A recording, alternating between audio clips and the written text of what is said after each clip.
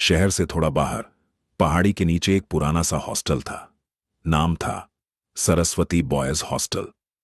College के नए session में जब एडमिशन शुरू हुआ तो मजबूरी में कई लड़कों को वहीं रहना पड़ा। हॉस्टल बाहर से ठीक ठाक लगता था, लेकिन अंदर घुसते ही एक अजीब सी ठंडक महसूस होती थी, जैसे दीवारों में कुछ दबा हुआ हो। मैं यानी अभय भी वहीं रहने लगा।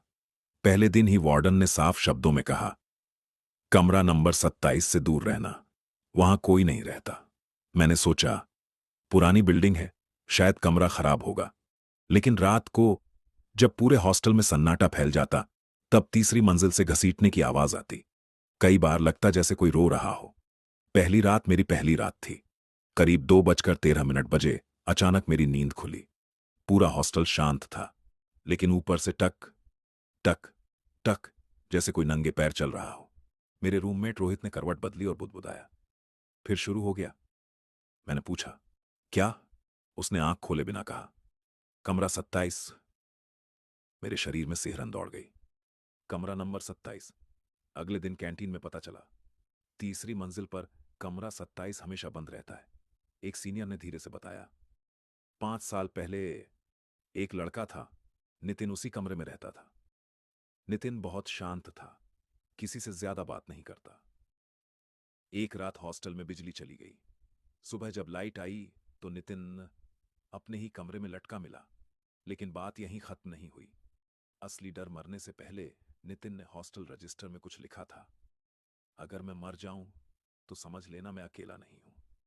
उसके बाद जो भी लड़का उस कमरे में रहा, कोई 1 महीने से ज्यादा नहीं टिक पाया। कोई पागल हो गया, कोई भाग गया, और एक कभी मिला ही नहीं। तीसरी मंजिल की रात, एक रात हिम्मत करके मैं और रोहित तीसरी मंजिल पर गए। कमरा 27 के बाहर पहुंचते ही मोबाइल अपने आप स्विच ऑफ हो गए।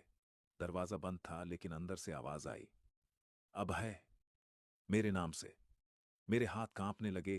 दरवाजे के नीचे से काले पानी जैसा कुछ बह रहा था, और तभी दरवाजा अपने आप खुल गया। अंदर का मंजर, कमरे के अंदर दीवारों पर नाखूनों के निशान थे।